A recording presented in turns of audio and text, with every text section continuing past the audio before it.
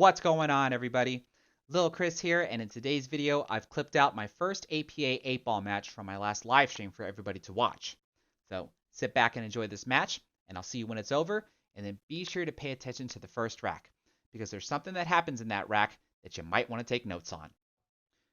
In this matchup here, I'm going to be playing up against another skill level 7.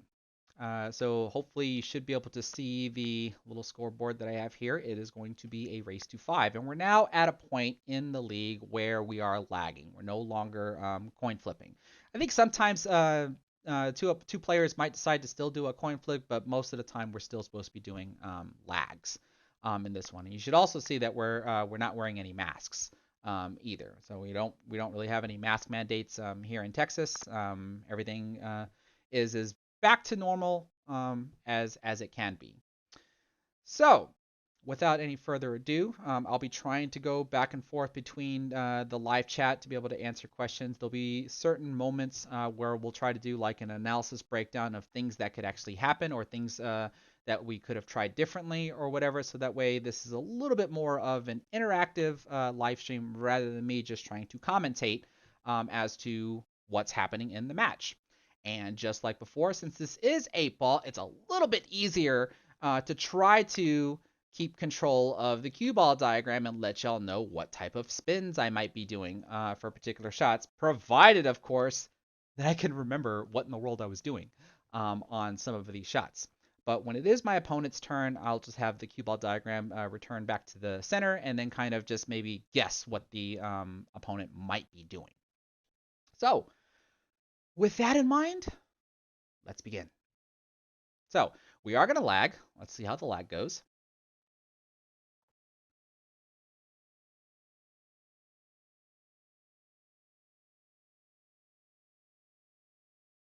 And it looks like I won the lag. So we are going to try to kill the downtime. So like when the balls are being racked and stuff, we'll just kind of fast forward. Now, during the summer 2021 session, this is when I start my matches off by doing the classic break, where I'm just trying to hit the head ball, and then when I get on the hill, I do try to go for an 8-ball break. So if I do the classic break, I do try to have a little bit of topspin on the cue ball as I hit that head ball, and I try to get the cue ball to squat near the center of the table. But if you saw on this break here, my cue ball kind of goes off to the left and then starts to drift up. So I didn't hit the head ball as square as I possibly could. And that's why the cue ball is at where it's at. Now, I did see that I dropped a ball. What is on the table? Let's see. 2, 4, 6, 7. Looks like I'm solids. I think I see 3 stripes on the table. So actually, you know what? Let's go ahead and stop here because you see what I'm already doing. These are things that I always typically do on any match, whether it's 8-ball or 9-ball. I am scoping out the entire table before I even decide to play my first ball. If anybody is looking at this table here, what is the only issue that I have on the table? And hopefully everybody should see that it's the 8-ball. The 8-ball really doesn't go anywhere if I'm going to try to run out solids. Let's see, 1, 2, 3, 4, 5, 6, 7. Yeah, so I'm going to be solid since I made a solid on the break. But every other ball is fine. So what I would hope that I tried to do, at least in this rack here, is figure out some sort of pattern that is going to allow me to break out the 8-ball and then be able to win the game. If I even did break and run this rack. I honestly don't remember if I did or if I didn't. So let's see what I do.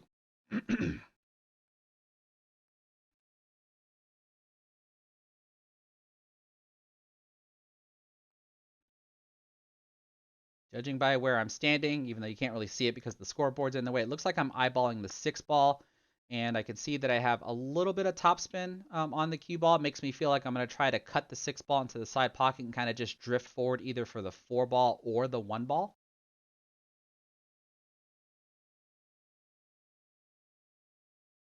Looks actually I have more topspin than that.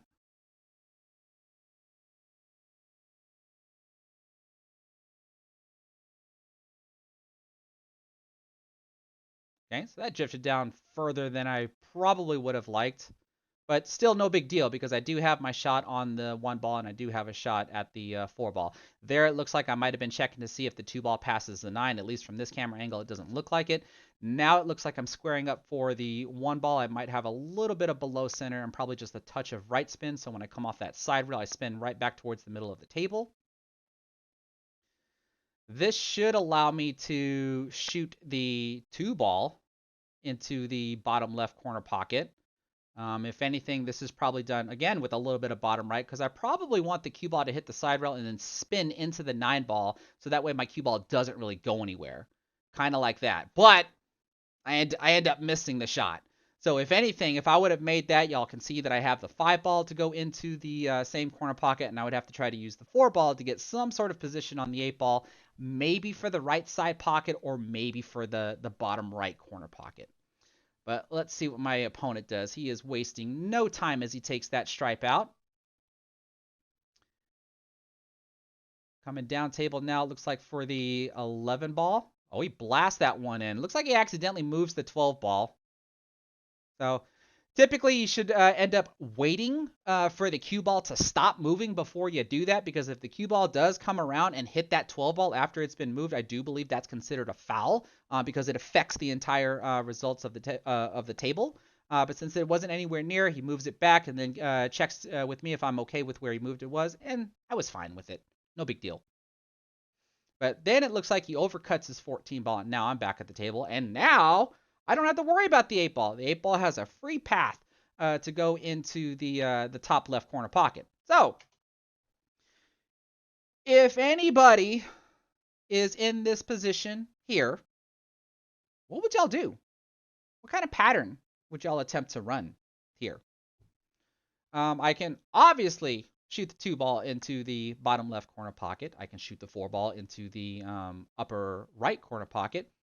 Can't really do anything with the 5 ball as far as sending it towards a pocket, but I can obviously try to combo the 5 into the 2 ball and hopefully have the 5 ball also park itself near the bottom left corner pocket. So I'm going to take a couple of suggestions out of the live chat. Let's see it, everybody. What ball or what pattern would y'all try to do here? Because it would be at least fairly obvious that the 8 ball probably should go into the top left corner pocket, regardless of what the pattern is going to be, I would think. But what do y'all have out there? I see George Harrell wants to do the 4 ball first. Okay. So what are we thinking about, George? If we shoot the 4 ball, and most of the time I'm going to be using just like natural rolling of the cue ball. Right? If we just shoot this, then we have to dodge the 12. Right, so we can at least try to hit the rail here. We don't want to try to draw this ball here because we, in order to extend it away from it, because we don't really want to try risk shooting or risk scratching. Right, so we at least need to dodge this ball. So when it hits this rail, it's going to come back out. So we obviously don't want to get hooked behind any of these. And if anything, if we can avoid all of that, we might be able to do a 5-2 combination or maybe just play the 2 ball or whatever. I would have to think that those would be some possible options. 100% Bow Hunter also says 4 ball first, but I have Eric G that says 2, 5, 4, and then then most likely the 8 ball. So if you're gonna shoot the 2 ball first, that would have to mean, whoops, provided that I can draw a straight line, that would mean that you'd have to cut it in, and the cue ball would have to do something like this. So probably a little bit of maybe some center left in order to do something like that. So that way you can have your shot on the 5 ball. And then where do we want the cue ball to be able to shoot the 4 ball in and get position for the 8? I would have to think something like this would be good, because then we can just cut this into the corner pocket like this and just bring the cue ball out like this, possibly with some bottom right spin. Like, I think that's a pretty good option. Let's see, we got Ron, the pool student, also says 254. We've got Raheem Carter, 5248. So I'm assuming when you say 5248, you are referring to a 5-2 combination after that, because there's really no place for me to play the 5 ball. So it'd be 5 combo 2 and then possibly 5 again and then 4-8. These are all really good decisions. I don't really see an issue. My only concern is starting with the 4 ball. Like I said, because we have to be able to dodge hitting the 12 ball, because if we get hooked anywhere up here, things get a little difficult. So I would think percentage-wise, starting with the 5-2 combination or starting with the 2 ball would probably be the best choice to do in this particular situation. So let's see what I did.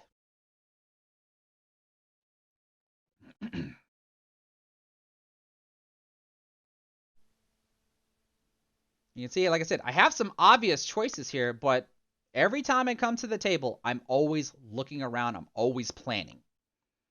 All right, so it looks like I'm going to play the 5-2 combination. That looks like a center ball hit. Do I have any spin on it? Let's see what the cue ball does off the rail. That looks like maybe no spin or just a touch of right spin. And then what am I doing now? Now I'm going up for the 4-ball. So it looks like I want to try to use the 5-ball to get position on the 8. So you can see it looks like I have some low left. This is kind of what I was talking about that you don't really want to do with the opening shot because you want to be able to avoid scratching. But look what happens, right? This is why you didn't really want to start with the 4-ball. But I honestly thought that I could obviously get out into the open. But does anybody know what I'm doing? When you see me lay my cue across the table like this, does anybody know what I'm doing here? Is anybody familiar with the +2 rail kicking system? Because that's what I'm going to end up doing, or at least that's what I've measured up. So here I have some right spin, a little bit of top right spin, and watch what happens. You get a little lucky at the same time.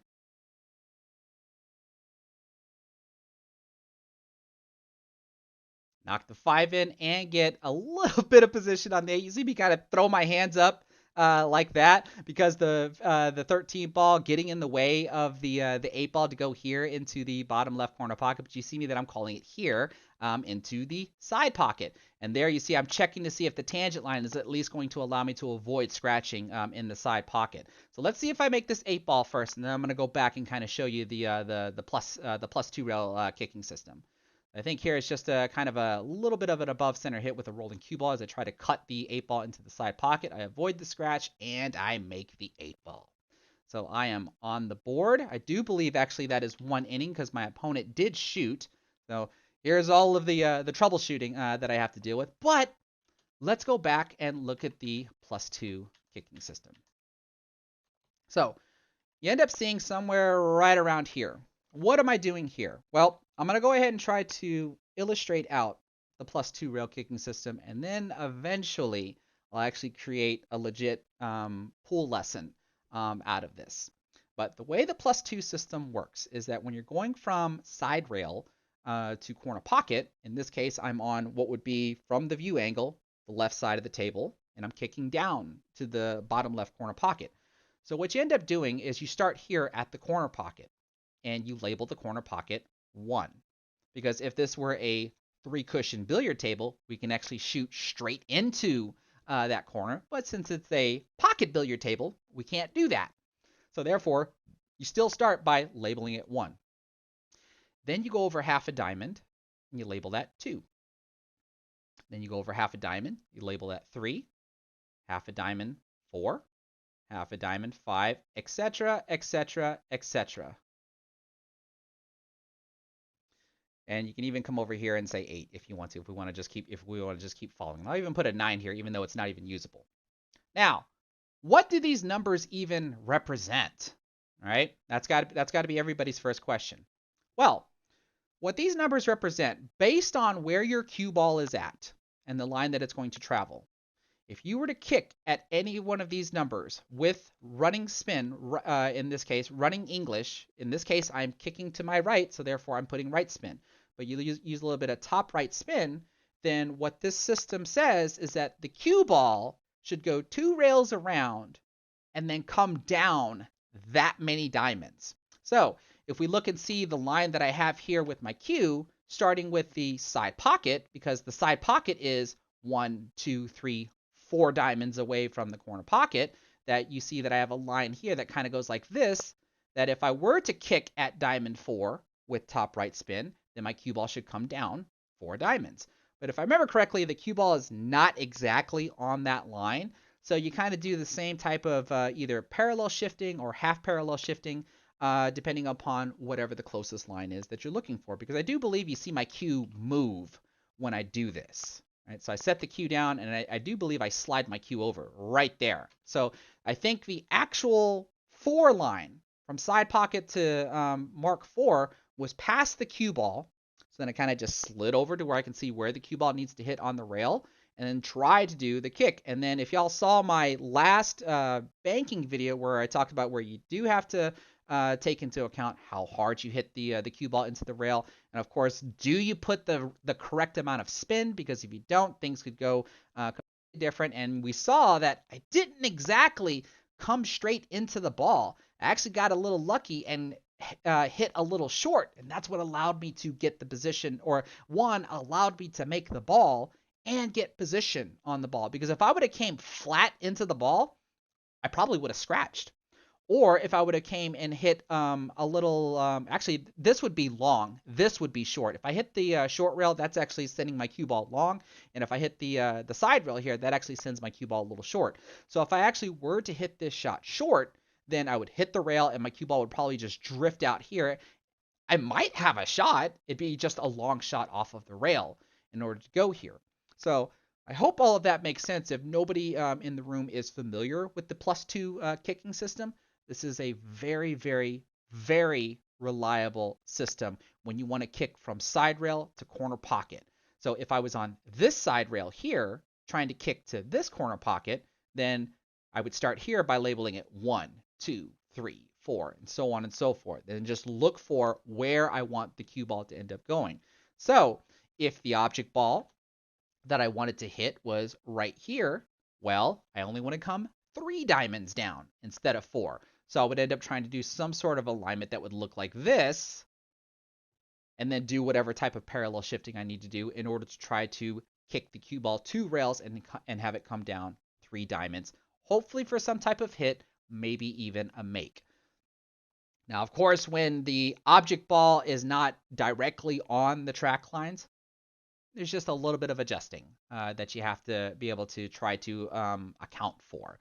So it's not always going to be 100% accurate, but at least gets you in a pretty good ballpark to where you're going to score a hit.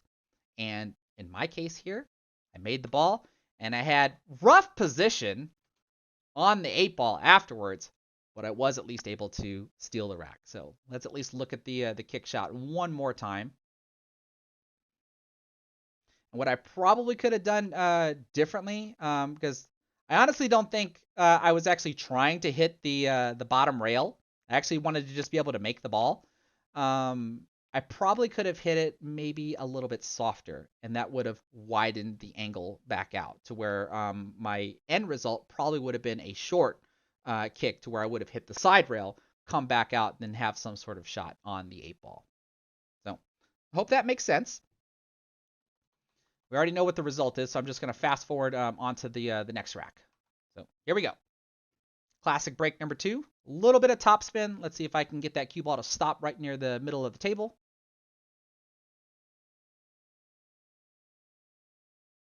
Kind of like that. But then the cue ball gets kicked around. Did I make a ball? I see a stripe went in. Oh, did y'all see that? Let's look at that again. I get the cue ball to stop right in the middle of the table, but it gets kicked around by a couple of balls.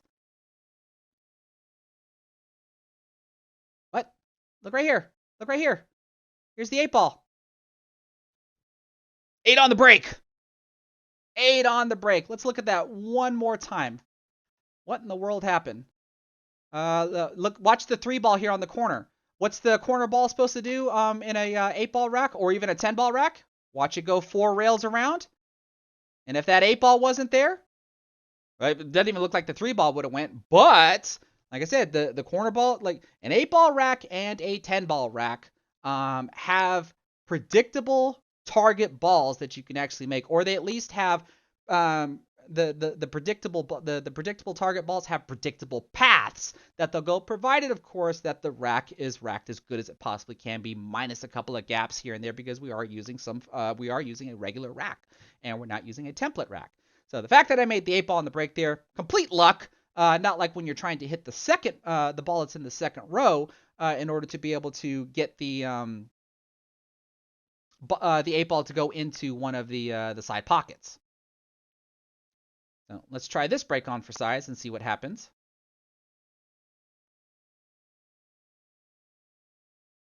Oh, a cue ball just kind of just nudges its way back and just falls right into the side pocket.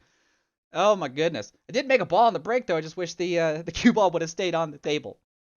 So let's see what my opponent does. When you scratch on the break in APA 8-ball, you have to start with the cue ball behind the head string. You can only shoot at balls that are past the head string. So let's see what his opening is going to be. Looks like he wants to maybe start with the 1 ball to go into the top right corner pocket.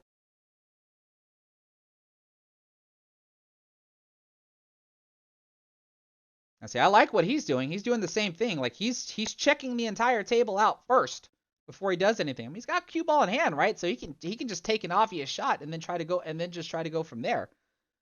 Oh, wait a minute. Is he trying to take out the 5 ball? That's actually a really good choice. I kind of like that since he wants solids. I kind of like starting with the 5 ball. But now, what about that 6 ball? Let's see. Looks like we're gonna try the 2. That looked like it was some stun left spin to bring the cue ball back to where it's at. 3 ball is gonna go into the bottom right corner pocket. Maybe had a twist of right spin there. So where's the 1 ball going? Is that going into the top left?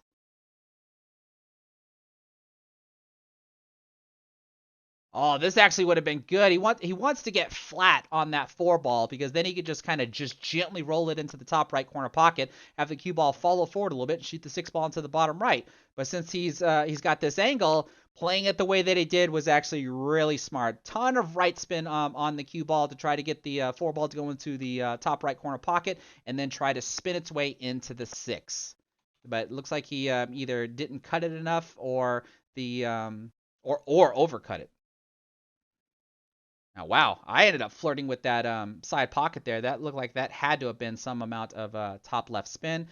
We can see, though, that I am lined up for the 15 ball here. Probably just some top spin here as I just push the cue ball forward, maybe get positioned on the 11. I would have to think that my 13 ball is going to be the last ball that I shoot. Looks like I got some draw on that one. Pull the cue ball back for the, what is that, the 12, I think it is. Yeah, so if I just roll this ball in, probably with a hint of right spin, just so I can get a little bit more distance away from the 9 ball.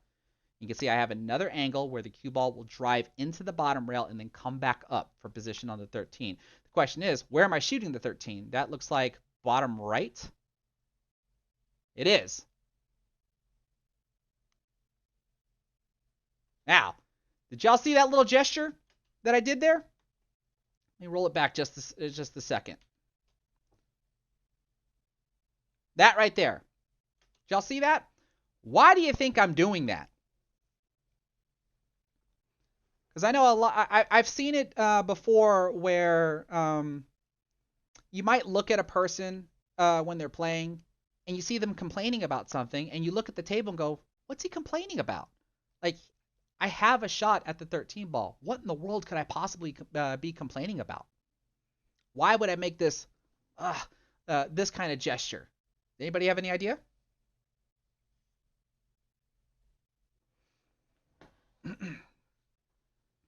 It's clear that the 13 ball is going to be going here. But where's the cue ball going? Right? Naturally wants to go over here if I don't do anything. Right? So this is called being on the wrong side of the shot line. This is the path that the 13 ball is going to take, and look where my cue ball's at. So when I come all the way back to here, all right, let's back up to this shot again. I really want my cue ball to be somewhere right around here. So that way, if I can land somewhere right around here on this side of the shot line with my bottom right spin that I did, like this, I really wanted to come up like this. So that way when I shoot the 13 in, my cue ball can just drift over here and then I have a straight shot at the 8 ball. All right, that is at least what my plan was. But the plan goes a little wrong when I end up on the wrong side. So now I have to put in work. So this is going to be with some bottom left spin as I try to get the cue ball to do this. And then come back out over here. Shoot the 8 into the corner pocket. Certainly doable. But what does it matter if I miss? I just end up dogging the ball. I got the position I wanted, but I just missed.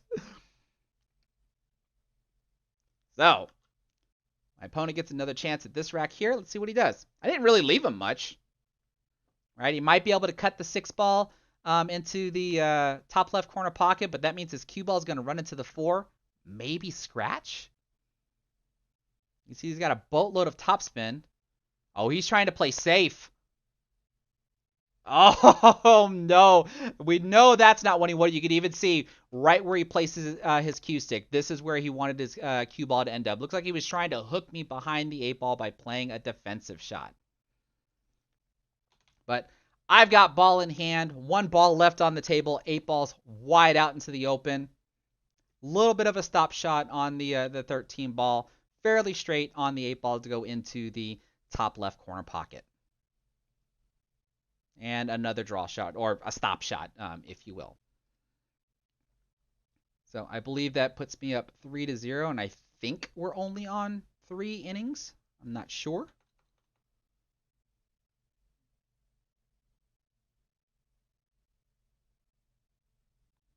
Okay, here we go.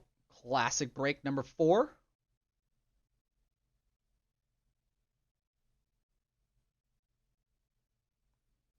And see there, when you watch my cue ball goes off to the right after the break. That means I'm not hitting the head ball as straight as I would want to be. I'm a little bit off to the right of center between the cue ball and the head ball, and that's not really what I'm going for. I at least made a ball. I'm still at the table, right? So those are all good things, but I'm very particular about my breaks. I mean, y'all know how I do like 9-ball breaks and stuff. So like these are things that I always look for to see like how good my breaks could possibly be, especially when I'm trying to squat the cue ball near the center of the table. So I must have made a solid and a stripe, and we start with the 9-ball. That looked like a little bit of top inside or top right spin to bring the cue ball towards the middle of the table.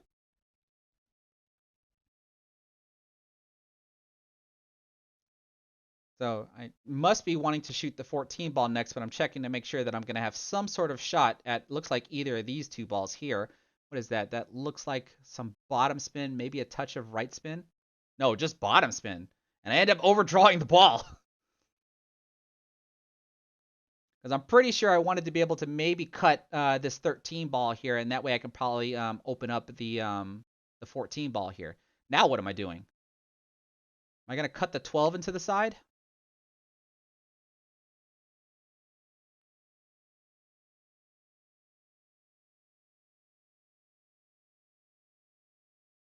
Let's see. What in the world am I doing? If I cut the 12 into the side, my cue ball runs into this 13 ball, possibly pushes forward, maybe bumps into the 11. Not sure if the 13 will break this stuff out. What am I doing? So, what did I do besides besides create a mess? Holy cow! Let's go back and look at that again, because I gotta watch the reaction of the cue ball. Did I just slightly draw the ball? Yeah, I think so. I think it's just a little bit of below center. But, oh gosh, what a mess. What a mess.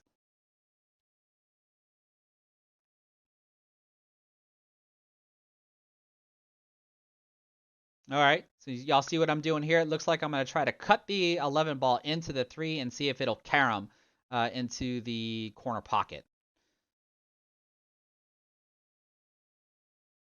But if I'm going for the out here, that means I have to have some left spin on this cue ball so I can try to break those other stripes out.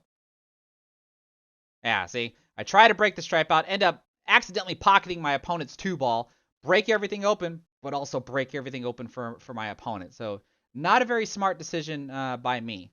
But you can see here again, my opponent wastes no time Plays the combination, gets a nice little friendly bump on the 1 ball.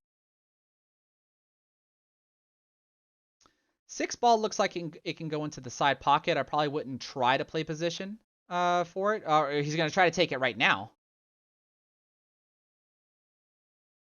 Oh, and he overcuts the ball.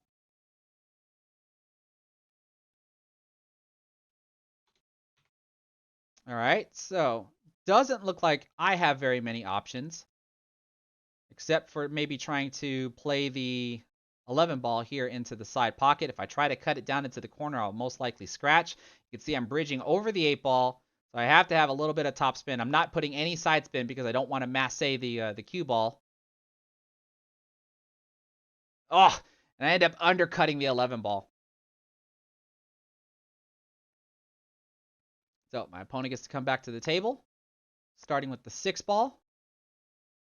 A little bit of a stop shot there.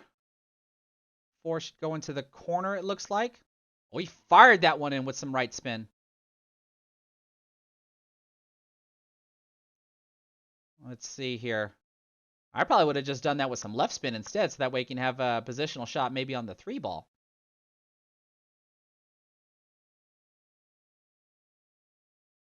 It looks like he can see the 3 ball.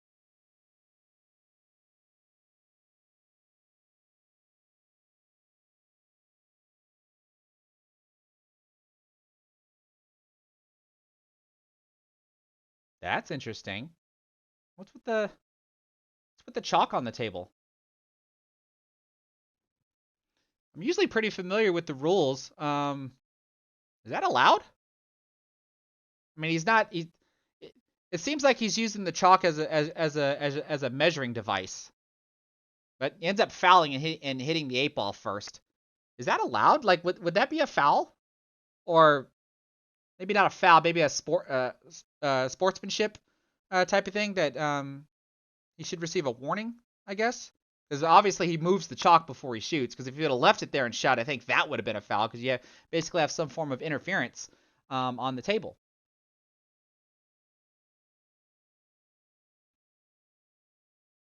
All right, so I have ball in hand. I end up taking the third. Actually, let's do this again. Let's do this again. You already said. Spoiler alert. I start with the 13 ball, but let's wait for everything to come to a stop right here. What's everybody's pattern here? Cue ball in hand. Probably not really a wrong decision. Like there's probably really no pattern that would mess this up because of where the 8 ball's at, right? It's just what pattern requires the least amount of movement, I guess, is maybe what I could be asking for. Because I think any one of these 3 stripes could be done last, and the 8 ball would still be going to the upper left corner pocket. Black market reviews, you think he's using the chalk to aim like a ghost ball method? I can see that. I can see that. Is it Cheer Lost or Cheer Lost? You're asking what pool size the table is? These are 7-foot tables because this is a APA league where it shouldn't matter that it's an APA league, but this league is played on 7-foot tables. But what does everybody think? Eric G says 9, 11, 10. That's actually the 13 ball. But so you would say that the 13 ball first, 11 in the side, and then the 10 most likely into the bottom left corner pocket. That would be my guess, right? So if we shot the 13 in and we got some sort of either we draw it back, or I think we already saw that I used the side rail and then came back. So I can shoot the 11 into the side pocket, play a stop shot on the 10 down here, and then just have the cue ball right here for the 8 ball. I think that's what I ended up doing here. We've got 11, 13, and then 10. I don't see an issue with that.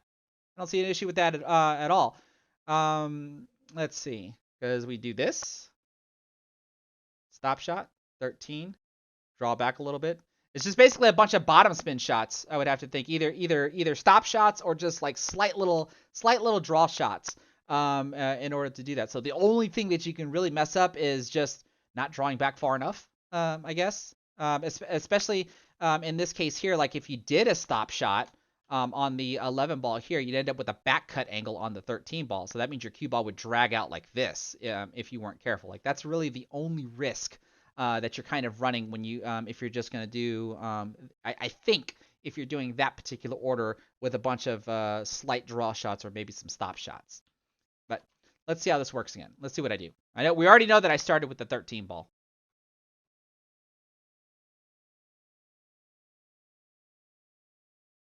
All right, see, but I give myself an angle so my cue ball goes into the rail. I want my cue ball to go into the rail. And I have a little bit of bottom right spin.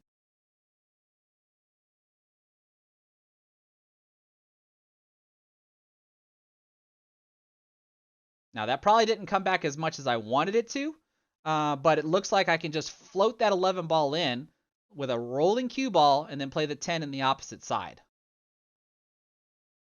Now, question is, do I have too steep of an angle to where I can't hold the cue ball?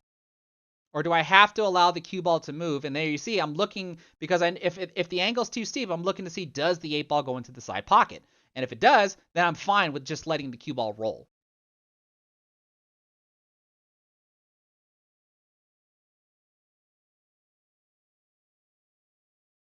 Oh.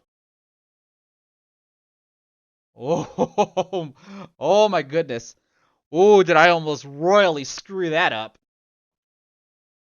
So I had to have accidentally had maybe just a little bit of bottom spin on that shot in order for that to happen. But we do have the 8 ball to go into the side pocket. This is going to be with some top spin, obviously, since I'm so close to the rail and the corner pocket. And I get it. So that puts me on the hill, and I think we're on 5 innings now. Can some Has anybody been keeping track of the innings? This is like your typical APA night, right? Where we don't know how many innings we're on. I honestly do not remember.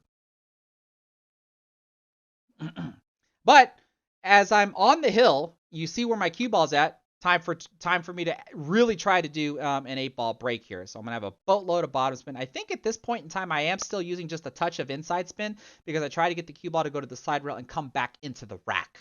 So I basically want to hit the rack twice. Kind of like that. And we see the 8 ball just comes right down. Like I said, you're almost guaranteed that the 8 ball will move out of the rack when you hit the ball that's in the second row.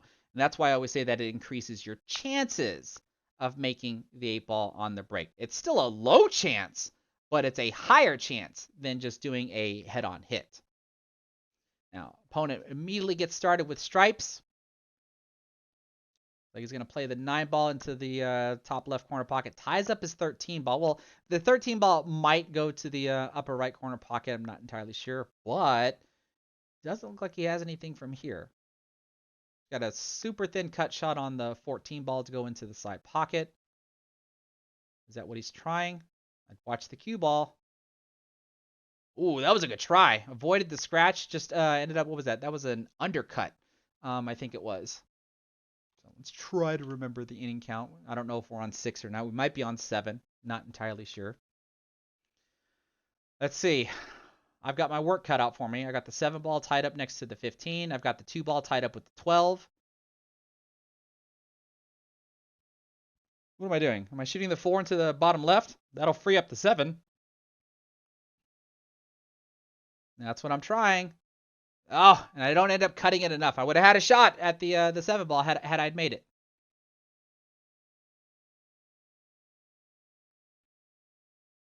All right, so let's see what we got here. 13 ball going to the bottom left, maybe? Ooh. What was my opponent trying to do there? Let's look at that again. I really want to know maybe what he was trying to do. Let's watch the cue ball. What was he trying to do there?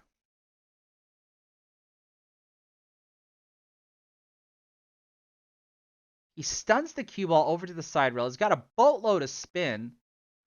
I couldn't tell. No, he wouldn't be. I was thinking, like, is he trying to push my 6 into his ball to be able to get the stuff off of the rail? I would think not.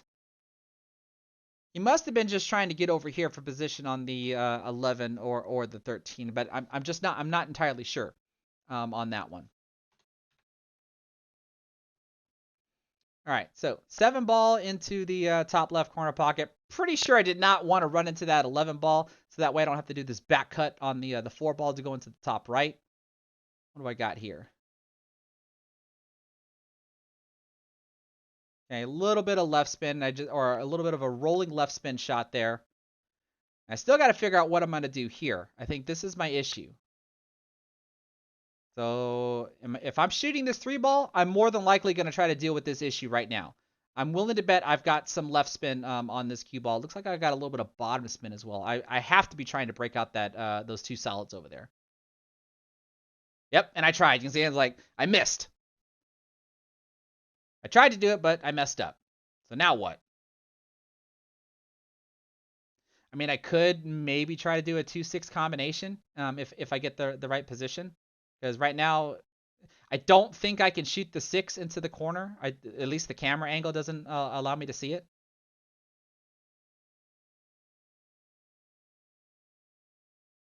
Oh, I'm looking to see if I can land right around here, because then that maybe will allow me to make the 6 ball into the corner pocket, and I could possibly break out my 2.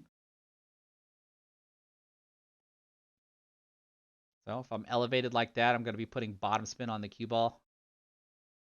Yeah, I have to be trying to draw the cue ball off of the 5 over to the side rail to see if I get position on the 6. And then what? Do I change my mind?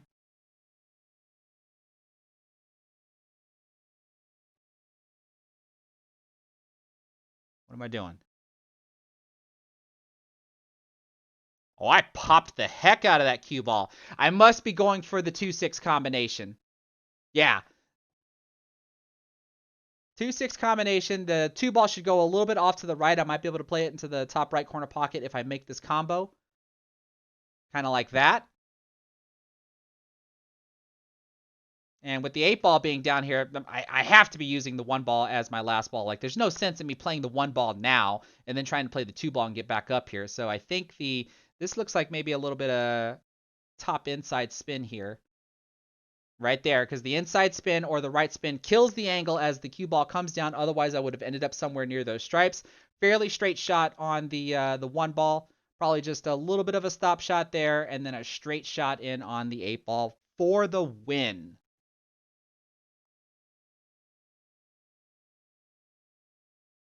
And there you have it. End up pulling that one off 5-0. I think in 7 innings, maybe 8. Not not entirely sure, but that would be your typical APA league night there, when you're just not entirely sure how many innings you would have gone through there. And that's going to do it for today's video. So what do y'all think of my use of the +2 rail kicking system? Because I find it to be a very reliable system, and I use it quite often. I've even taught it to my APA teammates, and they find that they're able to kick the cue ball 2 rails to be able to hit their object ball, and sometimes even make it. So I hope from that brief explanation of how the +2 rail system works, you're able to pick it up, as well as any other useful tidbits that you're able to pull from the match.